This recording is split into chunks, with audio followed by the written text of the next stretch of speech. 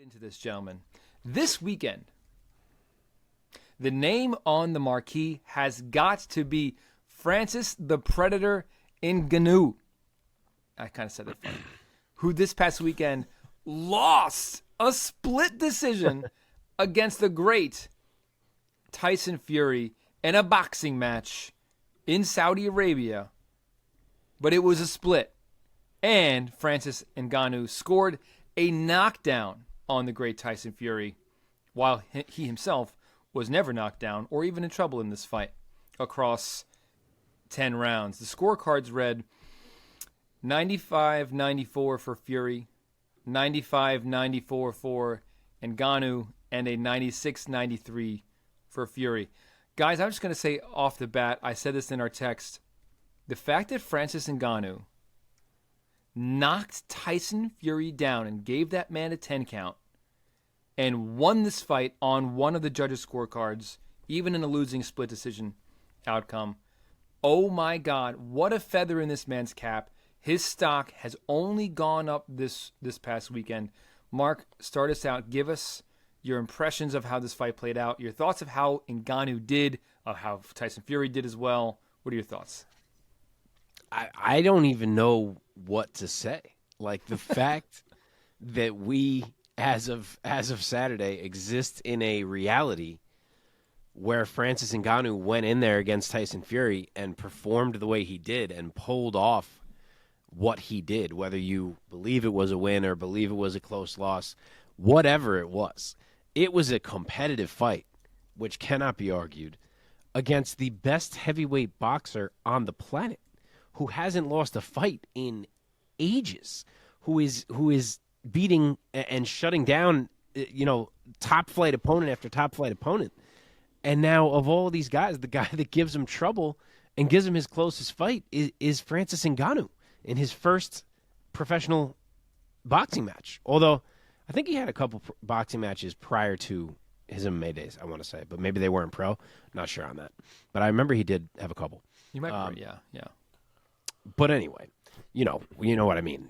Borderline debutant in boxing. Though I hate how they make it seem like the people in the boxing world annoy me. They make it seem like MMA dudes have never fought a proper fight before. And it's like they have fought more of a fight than any boxer has ever fought. But whatever, I digress.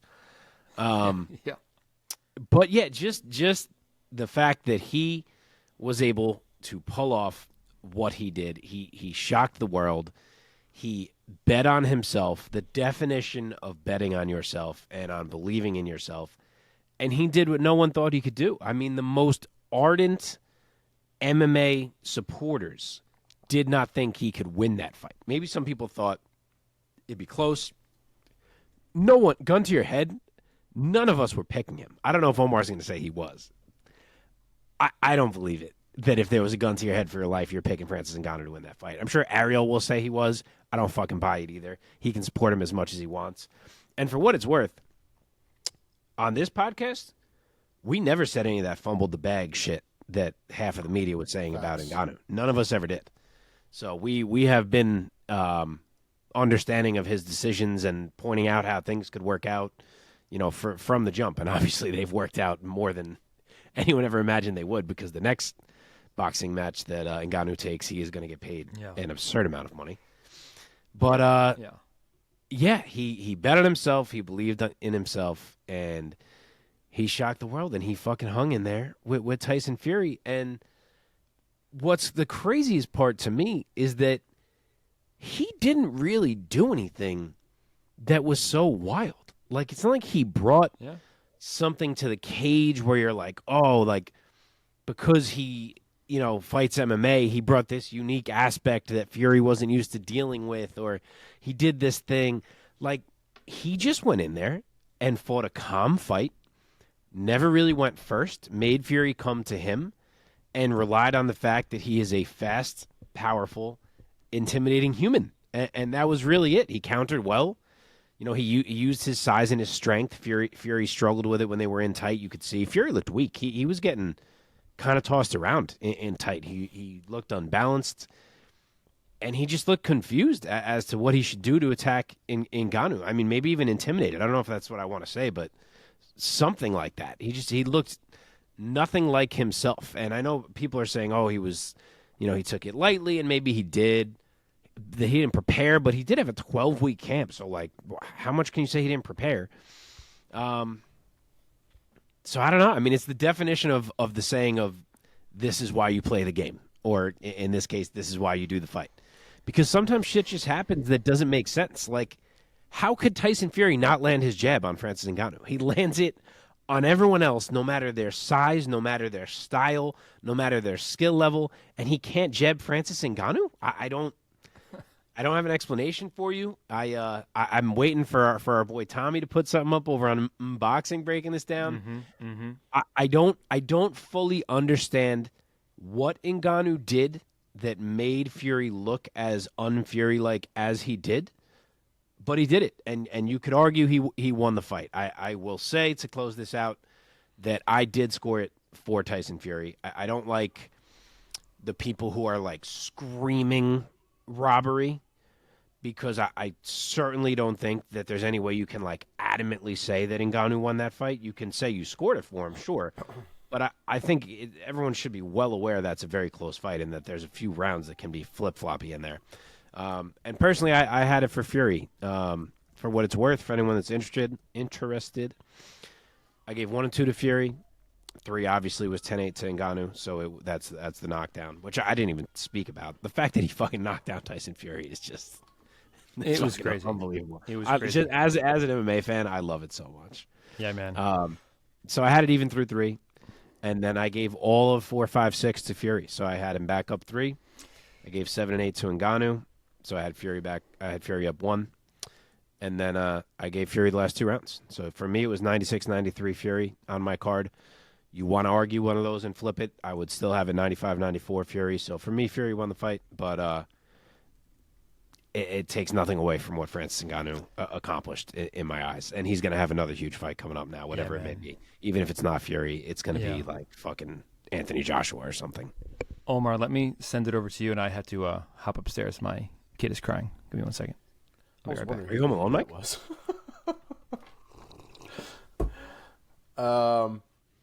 My biggest thing here about the Ngannou performance here was a few things. We've seen a few different MMA guys at this point do the boxing thing, right? We've seen Tyron Woodley do it. We've seen Ben Askren do it. We've seen Conor McGregor do it. We've seen Nate Diaz do it.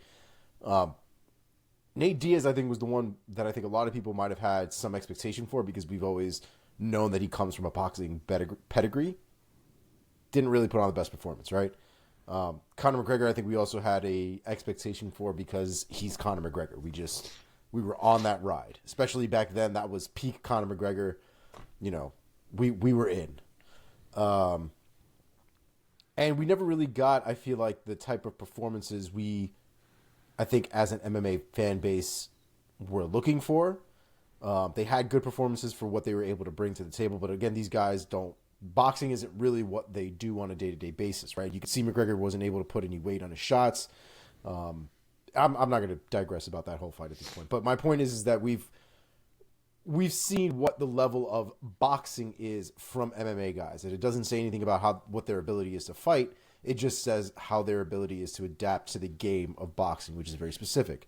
Francis Ngannou blew all of our expectations out of the water. I think he is, safely to say, the only MMA fighter that we've seen on this big of a stage that has actually looked like a boxer when he was inside of that squared circle.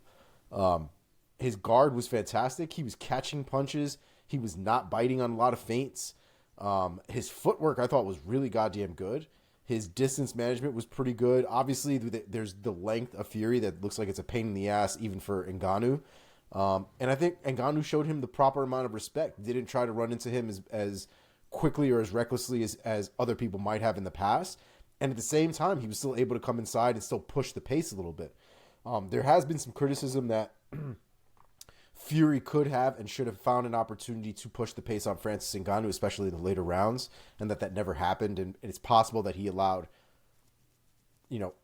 Francis to fight at a comfortable pace for the later half of that fight, which is valid. That's on Tyson Fury, but it's a valid criticism. I think the beautiful thing about about Francis Ngannou is he basically just told the whole world to go fuck themselves. You're going to tell me I'm not going to do something. You're going to tell me I have zero shot to do it. You're going to tell me I don't look competitive at all. And he went out there and arguably beat the best lineal heavyweight champion in the world. It's a beautiful story, especially when you put the totality of it together, right? Francis Ngannou came from quite literally fucking nothing. He talks about it all the time, right? From the scraps of Africa, built his way up to what? Probably one of the biggest now, especially because I think his stock is higher now than he went going into that fight. So he is now he is one of the biggest combat sports people in the game right now. His stock has never been higher. Fights are going to get thrown at him left and right, both now from boxing and from MMA, which is also something we didn't see before. No one gave a shit to watch Conor McGregor and Floyd Mayweather 2. No one wants a rematch with any of these guys like Jake Paul or what was it, Jake Paul and Nate Diaz. We're good. We don't need to see that shit again. No one cares. The first thing people were talking about, not the only, the first thing people were talking about was run that shit back. We want to see it again. We have yet to see that other than Francis Ngannou when it comes to the MMA boxing crossover world. And it was beautiful. Yep. Dude, I was one of many who last week on this very show, I said, I think Fury's just going to put on a masterclass against Ngannou. And there were moments where I thought Ngannou looked a little lethargic, especially early on. And then he kind of like turned on his fast twitch athleticism, I feel like, mid-fight in the middle rounds. But I also thought that he was going to come out a lot hotter, Ngannou. But Fury came out hot. Fury came out swinging in the opening bell. And Ngannou, the whole fight, man, he stuck to this game plan of being very, very patient, of not overextending himself. And yeah, he kind of turned into a counterpuncher against Tyson Fury. And he relied that he's going to find a moment where his power is going to be the difference maker. And God damn it, he did it. He fucking did it. And I will say this. Not that I was like live scoring the fight round by round, but I did feel like Francis was letting Fury be more active in most of the rounds. And I thought when the bell rang, especially when Fury didn't get him out of there after that knockdown. When Ngannou didn't get him out of there. When Ngannou didn't get him out of there after that knockdown, I thought, I guess Fury's going to take the decision. So I kind of thought Fury won the decision just on the live watch. I haven't rewatched it, but yeah. Yeah, there's a couple rounds people are saying they're scoring for Ngannou that I've tried to watch a few times, and I don't get it. Personally, I just don't see it.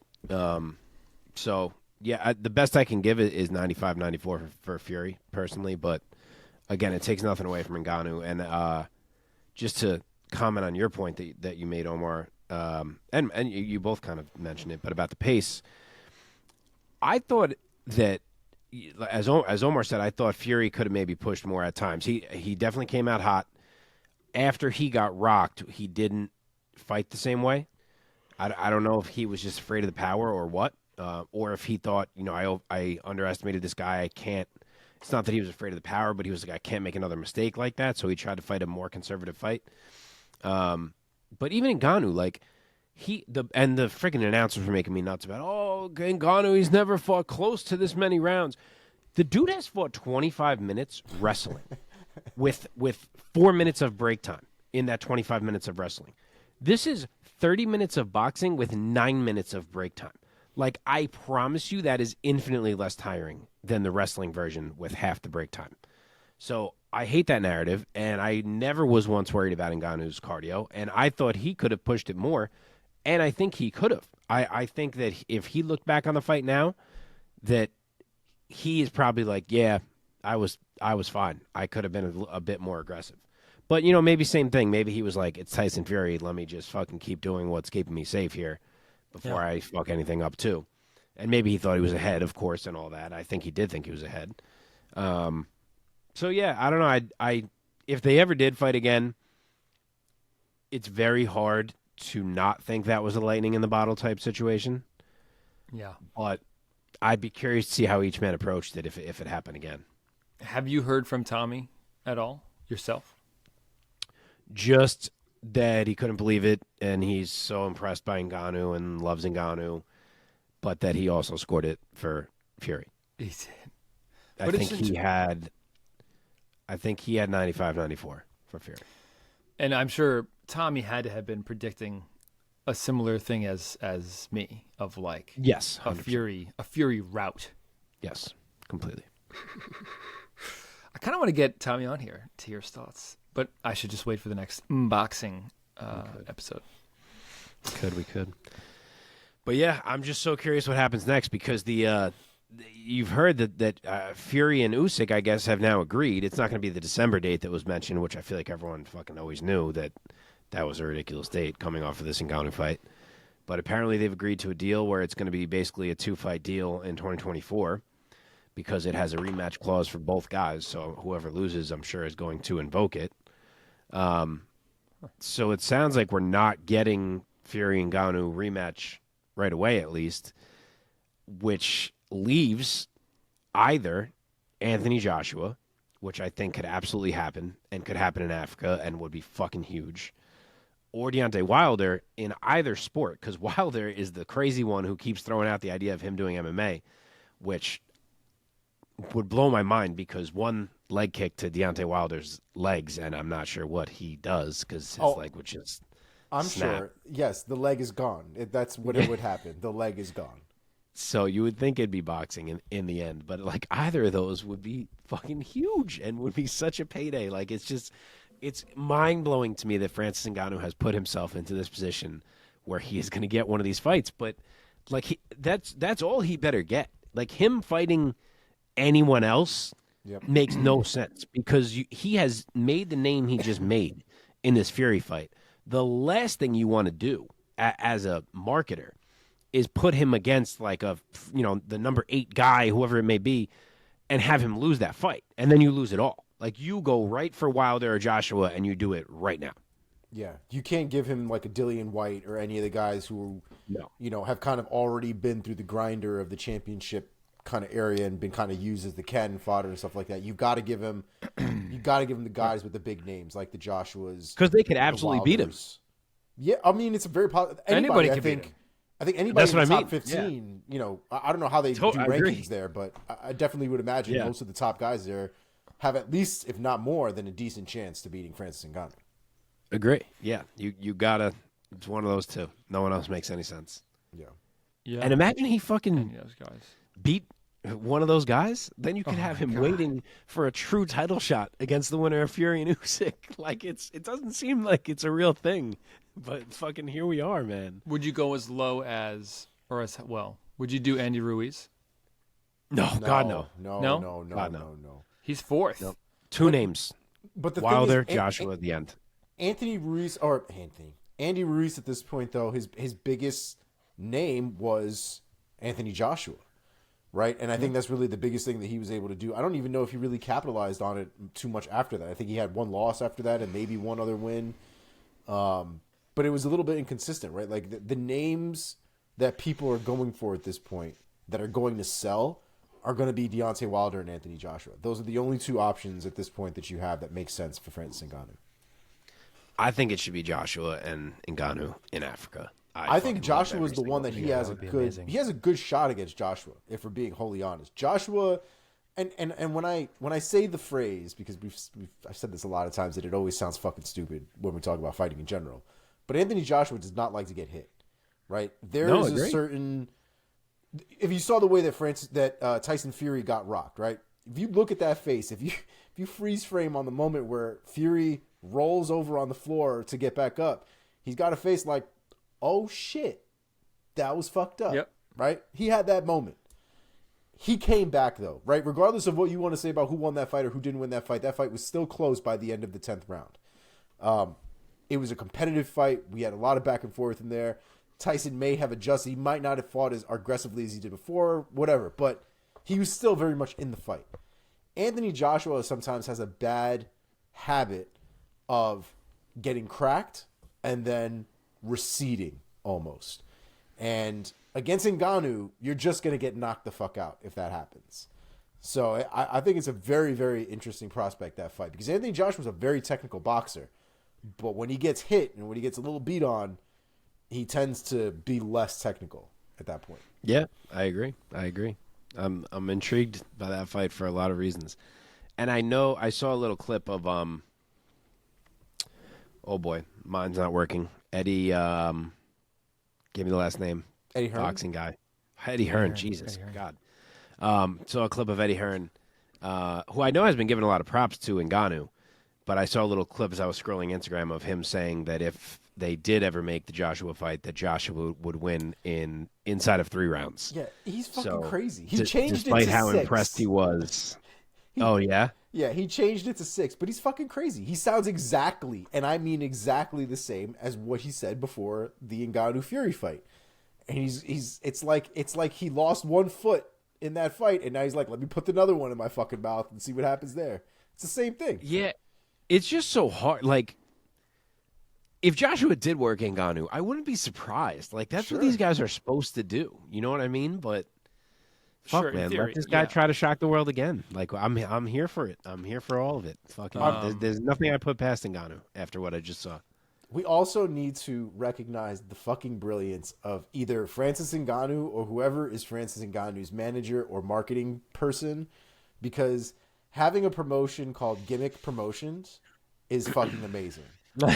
Doubling that down with Fumble the Bag as your brand for your merchandise and bags. Oh, was it? Did he really? Bro, you didn't see the Fumble Your Bag fucking like Gucci bag that this man had? No. Yo, that's amazing. I'll find you the picture. Yo, this man is the epitome of you all can go to hell. I fucking love Francis Ngannou. The man can literally subtly in the most polite way tell the entire world to go fuck themselves. I fucking love him. Oh, he's great. I mean, he love handled it. the post fight so well, so much class. I loved that clip will live forever. Him knocking down Fury and doing the dance over 100%. him. Like, how fucking cool was that clip? He's the man. He's the man. I want to fumble the bag. Yeah, I do too. That's dope. I honestly like bags for men. You're saying, It's almost like a here. I'm gonna send you the image. Is it like a designer look bag, or you mean like a duffel bag? It looks like a designer duffel bag, like one of those. Yeah, I'm out. And for that reason, I'm out. I just sent it to you in the text. Fun with the bag. Let's see. It's like a gym bag. Yeah. Oh, it is. It's like a leather. But it's right. It's like a high scale. It's like a high quality. You know. It looks very. I make like, money. Fucking bag. It looks, but it looks like distressed. Like it's kind of vintage. Fucking awesome. Right? Yeah. Isn't it fucking Bag. legendary? Is he selling them though, or this is just one that he has for him? He's got to be. He's got to be working on. I know he was saying he's working on the merchandise. I don't know if that bag specifically is going to be for sale, That's but fucking amazing. I'm telling you, that That's bag so is fucking. Oh my God.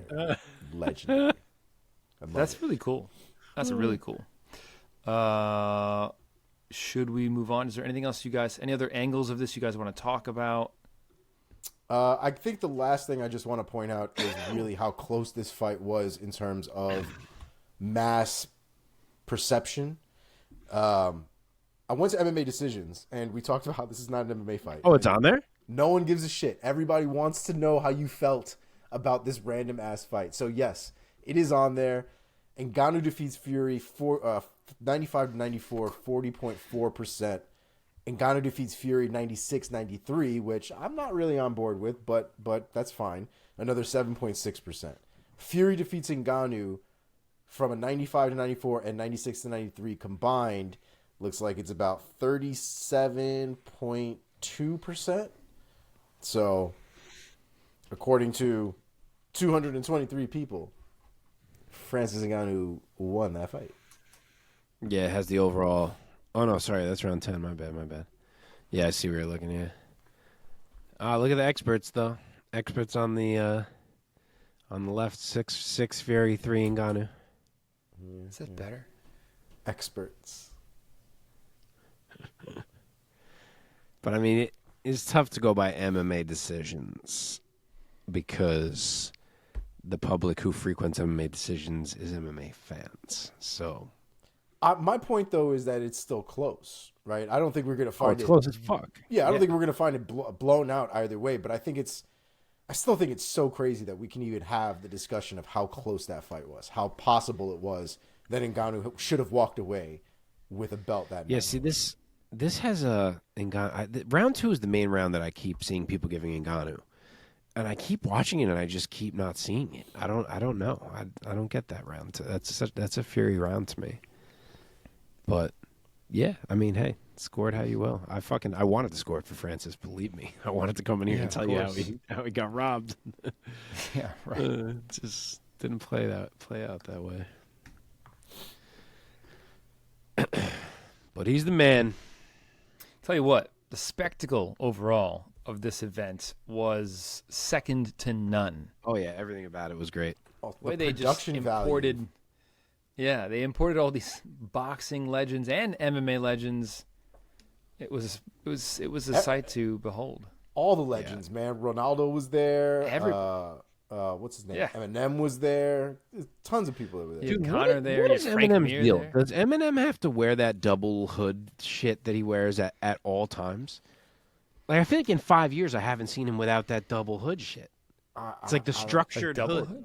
Yeah. With the Because hat. it's like there's like unless it's all one piece, but it's like there's like a structure hood underneath the loose hood. Like I can't even It does seem like describe it it. seems like it's too hot for that shit in Saudi Arabia, right? Right, like what is his deal? Like, did someone take a chunk out of the back of his head? Like, what can we see his head? I don't. It's very strange. I think it's for his like just comfort. Hasn't he always been like a very introverted guy? I mean, yeah, but like we used to see his head quite often. Like He's still it's just- unmistakably Eminem. I know, but like it's just I don't know. It's strange to me. It's strange that he watched a whole boxing event with a double hood over his head.